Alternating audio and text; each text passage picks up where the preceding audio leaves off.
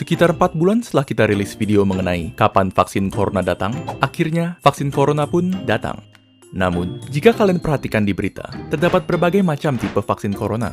Lantas, apa perbedaan antara vaksin-vaksin ini? Apakah ada yang lebih manjur dari yang lain? Atau apakah semuanya sama saja? Untuk menjawab semua pertanyaan tersebut, mari kita simak dalam video ini.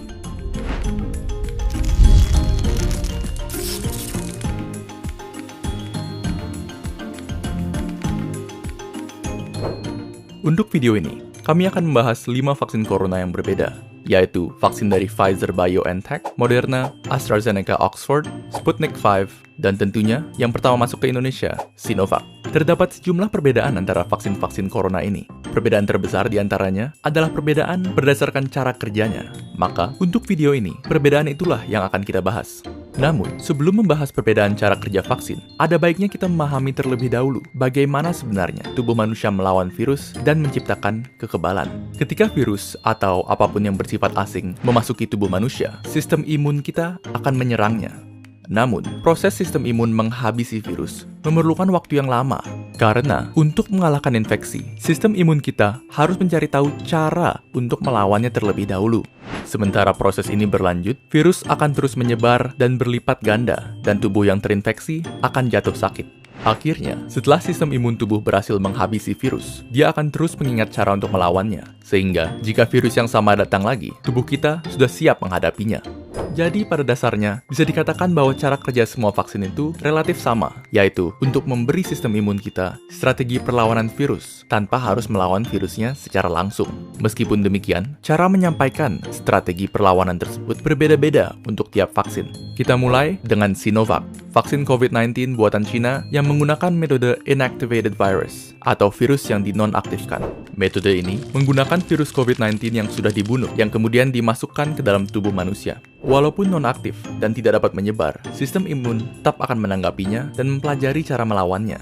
Namun, respon dari sistem imun mungkin saja tidak seampuh jika melawan virus yang masih hidup. Oleh karena itu, tipe vaksin seperti ini memerlukan beberapa dosis supaya efektif. Selanjutnya, terdapat vaksin dari AstraZeneca dan Sputnik V yang menggunakan metode viral vector.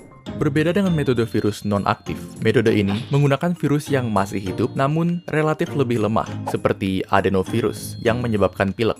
Virus lemah tersebut kemudian digunakan sebagai tumpangan bagi materi genetik COVID-19 yang akan digunakan oleh sistem imun untuk menciptakan kekebalan tanpa harus mengekspos tubuh terhadap bahaya dari virus corona yang asli. Dan selanjutnya, metode yang paling banyak dibicarakan dan yang termutakhir di antara vaksin-vaksin yang ada, yaitu vaksin mRNA yang digunakan oleh Pfizer dan Moderna. Cara kerja vaksin ini lumayan keren, jadi dengarkan baik-baik. Di dalam COVID-19, terdapat suatu protein yang sangat penting. Protein ini digunakan oleh COVID untuk memasuki sel tubuh manusia dan membuatnya lebih mudah menular. Anggap saja ini sebagai senjata yang membuat COVID terlalu overpowered. Nah, logikanya adalah, jika kita dapat membuat tubuh kebal terhadap protein ini, maka tubuh akan kebal terhadap COVID-19 secara keseluruhan. Yang dilakukan oleh peneliti vaksin adalah mengambil bagian dari DNA COVID yang mengandung blueprint untuk protein ini, dan kemudian merubah blueprint tersebut menjadi instruksi bagi sel tubuh untuk membuat proteinnya. Instruksi ini dikenal sebagai mRNA, dan mRNA inilah vaksinnya. Lalu, mengapa kita ingin sel tubuh membuat protein ini? Bukannya itu berbahaya? Tidak sama sekali.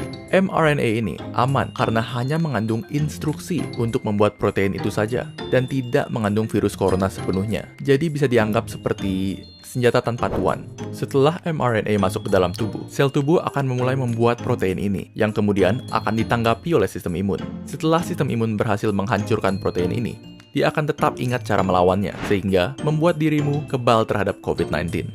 Pada akhirnya, video ini bukan bertujuan untuk membujuk Anda memilih salah satu vaksin. Karena bagi kebanyakan orang, vaksin mana yang kita dapatkan sudah di luar kendali kita. Yang perlu kalian ketahui adalah vaksin yang kini disiapkan untuk penggunaan massal telah melalui tahapan pengujian intensif untuk menjaga keamanan dan keefektifannya.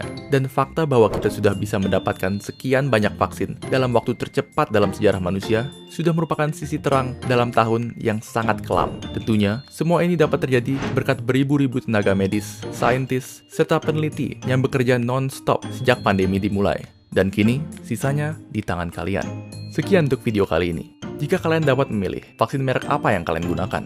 Tulis pilihan kalian serta alasannya di kolom komentar di bawah. Dan jangan lupa untuk like, share, dan subscribe ke Neuron supaya kalian tidak ketinggalan video-video baru kami. Jika ada topik yang kalian ingin kami bahas, kalian bisa tulis itu juga di kolom komentar. Semua link untuk sumber yang kami gunakan dalam video ini dapat kalian lihat di kolom deskripsi.